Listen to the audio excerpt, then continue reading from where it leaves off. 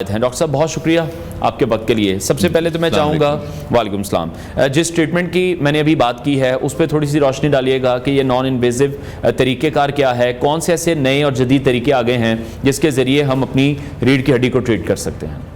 اس سے پہلے کہ میں ایکسپلین کروں کہ KKT کا کیا میتھڈ ہے اور کیا کرنا ہے, اس میں میں صرف 2 جملوں سے آپ کو ایک بات آسانی سے سمجھانے کی کوشش کرتا ہوں.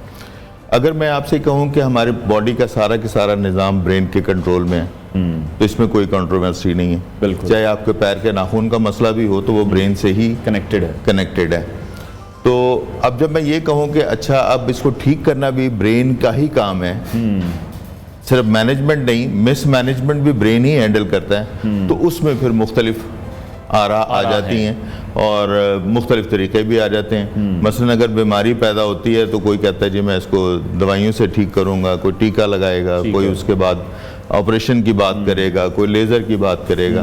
تو بہت سارے آپ گنتے چلے جائیں, آپ گن نہیں پائیں گے جتنے طریقے آپ کو نظر آئیں گے. اور جہاں کہیں بھی آپ کو یہ چیز نظر آئے کہ ایک سے زیادہ طریقے رائج ہیں اور ہر بندہ دعویٰ کر رہا ہے کہ میں ٹھیک ہوں, تو اس سے ایک بات سمجھ میں آ جانی چاہیے کہ ابھی تک کسی کو سچ کا علم نہیں ہے. ٹھیک ہے. تو یہ بہت کم لوگ یہ بات کرتے ہیں اس طرح سے. جی ٹھیک ہے. مطلب اگر آپ کمر درد, گردن درد اور جسمانی دردوں کی سم ٹائم میگرین یا اس طرح کے جو ہیڈ ایک ہوتے ہیں, کچھ لوگوں کے کان میں جو آوازیں آتی ہیں جس کو ہم ٹینائٹس بولتے ہیں, اور چکر آتے ہیں جس کو ورٹائگو بولتے ہیں, تو یہ وہ مسائل ہیں جو جن لوگوں کو ہیں وہ اگر میری بات سن رہے ہیں تو وہ یہ سمجھ جائیں گے کہ یہ لائف لانگ ہے. دوائیاں لیتے رہتے ہیں, تھوڑا بہت کنٹرول ہوتا ہے, اس کے بعد پھر اس کے ڈیفرنٹ اٹیکس آتے رہتے ہیں. ٹھیک ہے. اور یہاں سے میں پھر اب اپنی بات آپ کے سوال کا جواب شروع کرتا ہوں کہ KKT جو ٹریٹمنٹ ہے وہ ایکچولی اس چیز کو فوکس کرتا ہے کہ برین اس ڈس فنکشن کو ٹھیک کرے. برین ڈس فنکشن اگر برین کی موجودگی میں ہو گیا ہے تو اس کی کیا وجہ ہے, جب تک ہم وجہ نہیں دیکھیں گے ہم اس کے سولوشن پہ نہیں جا سکتے. تو ہماری تحقیق یہ ہے کہ جو اس کی وجہ ہے مین وہ یہ ہے کہ یہاں جو گردن کے مہرے ہیں یہ بہت نازک چیز ہے جی, اور ہمارے اکثر روٹین میں جب بھی کوئی بات کرتا ہے تو وہ یہ کہتا ہے جی کمر کو سیدھا رکھیں, کمر کو. میرا اس میں تھوڑا سا اختلاف ہے اور میں آپ کو ایک مثال سے سمجھاؤں گا کہ اگر آپ کہیں گاڑی کو ٹھیک چلائیے تو آپ یہ تو نہیں کہیں گے چاروں ٹائروں کو پکڑ کے رکھیے, اس کی ڈائریکشن صحیح رکھیے.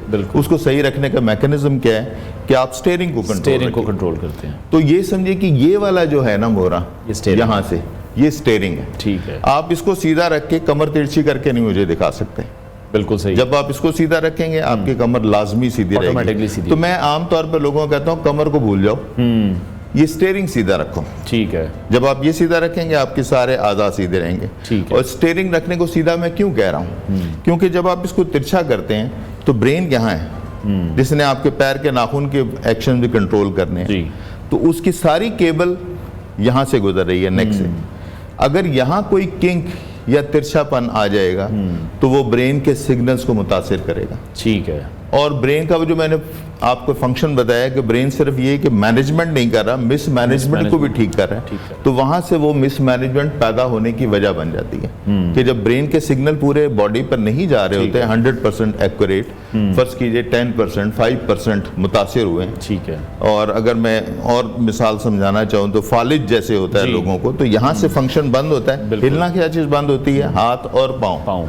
تو برین کے سگنل نہیں آ رہے ہیں, تو وہ سمجھے اگر فالج کو آپ 100% ریٹ کرتے ہیں تو اس کو آپ 5% ریٹ کر لیجئے, 10% ریٹ کر لیجئے. لیکن سورس یہیں سے ہوتا ہے اور وہ برین میں ایشو نہیں ہوتا, نیک سے جو سگنل پاس ہو رہے ہیں اس میں انٹرپشن آتی ہے. تو ہم پھر مہروں کو سیدھا کرتے ہیں, وہ ہماری ٹیکنالوجی ہے جس کو ہم KKT کہتے ہیں. ٹھیک ہو گیا. اچھا ڈاکٹر صاحب ابھی تو ہم دیکھتے ہیں کہ آج کل کے دور میں تو موبائل فون کے یوزیج کی وجہ سے ہم کہہ لیں, ہم لیپ ٹاپ پر کام کرنے کی وجہ سے کہہ لیں, یا ویسے بھی ہم نے اپنا پوسچر کافی خراب کر لیا ہوا ہے. تو یہ آپ نے کتنا ڈفرنس دیکھا پچھلے ہم 15 یا 20 سالوں کی بات کریں جب سے ہم موبائل فونز پر بہت زیادہ اٹیچ ہو گئے ہیں, تب سے یہ پرابلم زیادہ بڑھ چکی ہے؟ بہت زیادہ.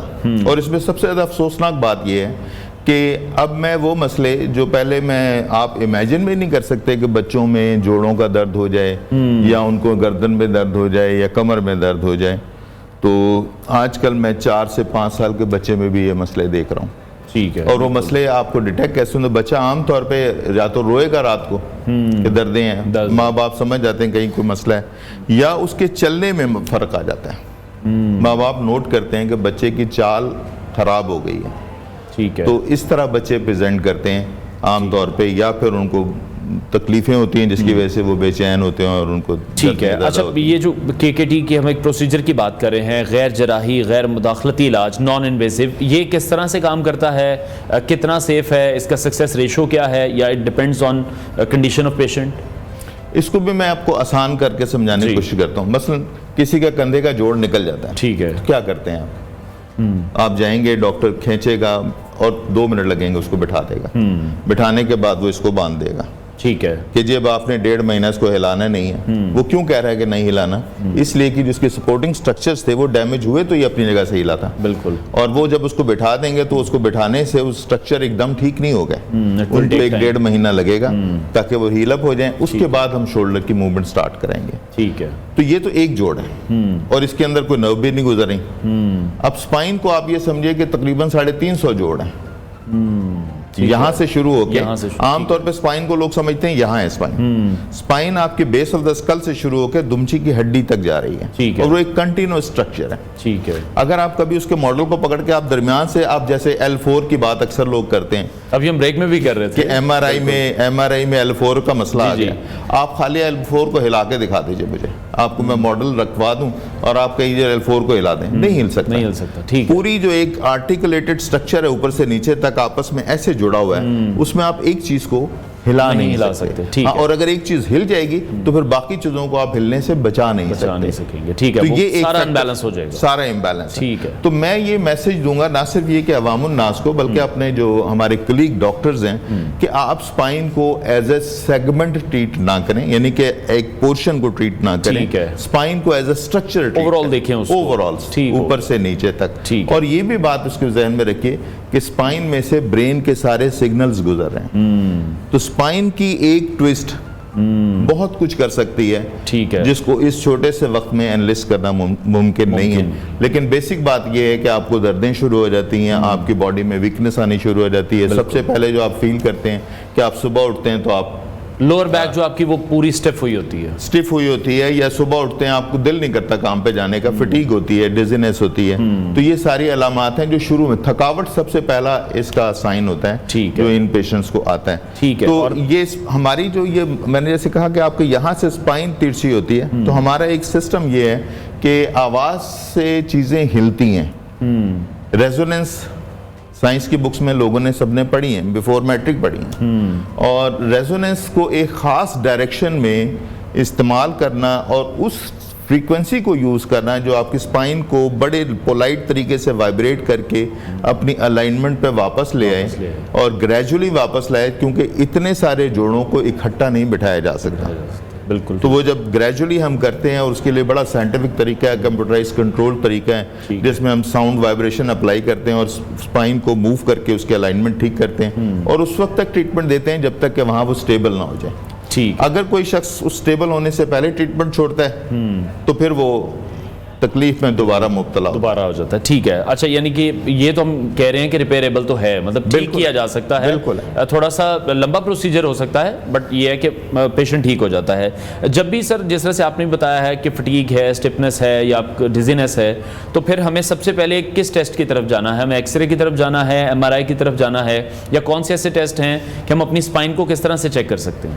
یہ آپ نے بڑا دلچسپ سوال کیا. سب سے پہلے تو میں سب کو یہ بتانا چاہوں گا کہ ہم اور آپ انسان ایک سپر آٹومیٹڈ مشین ہے. بالکل ایسی. سب سے پہلا اور سب سے ریلائبل سگنل میرے اور آپ کی زبان سے نکلے گا کہ مجھے یہ مسئلہ ہے. بالکل. تو اس کو سیریس لیجئے. ٹھیک ہے. یہ مسئلے اس وقت آپ کو شروع ہو جائیں گے جب کوئی بھی ٹیسٹ آپ کو نہیں بتائے گا کہ آپ کو کیا ہوا. میرے پاس بہت سارے ایسے مریض آتے ہیں جن کو جو میرے پاس ٹیسٹ لے کر آتے ہیں کہ جی ڈاکٹر صاحب پتہ ہی نہیں لگ رہا ہے کیا، ٹیسٹ کلیئر ہیں سارے، لیکن مجھے تکلیف ہے. اور خاص طور پہ خواتین کی بات میں کروں گا جو سم ٹائمز ایسے سسرال میں ہوتی ہیں جہاں پر ان کو کام بہت کرنے پڑتے ہیں، اور اگر وہ کام میں ذرا سے بھی سستی کریں تو ساس کہتی ہے بہانہ کر رہی ہے. ٹھیک ہے. تو ان کے گھریلو حالات خراب ہوتے ہیں. ٹیسٹ کرواتے ہیں، ڈاکٹرز کو دکھاتے ہیں، وہ کہتے ہیں کوئی نہیں، پٹھوں کا کھچاؤ ہے. 2-4 دفعہ پٹھوں کھچاؤ کے بعد وہ کہتے ہیں سائیکولوجیکل ایشو ہے. ڈپریشن کا مریض ہے یا انگزائٹی ہے ٹھیک تو ان کی زندگی بہت متاثر ہوتی ہے، اور ایسے وہ نوجوانوں کی جو اپنا کام پورا نہیں کر پا رہے، اپنی جاب پرفارمنس ان کی خراب ہو رہی ہے، چھٹیاں کرنی پڑتی ہیں ان کو اس کی وجہ سے، لیکن شروع میں کچھ پتہ نہیں چلتا۔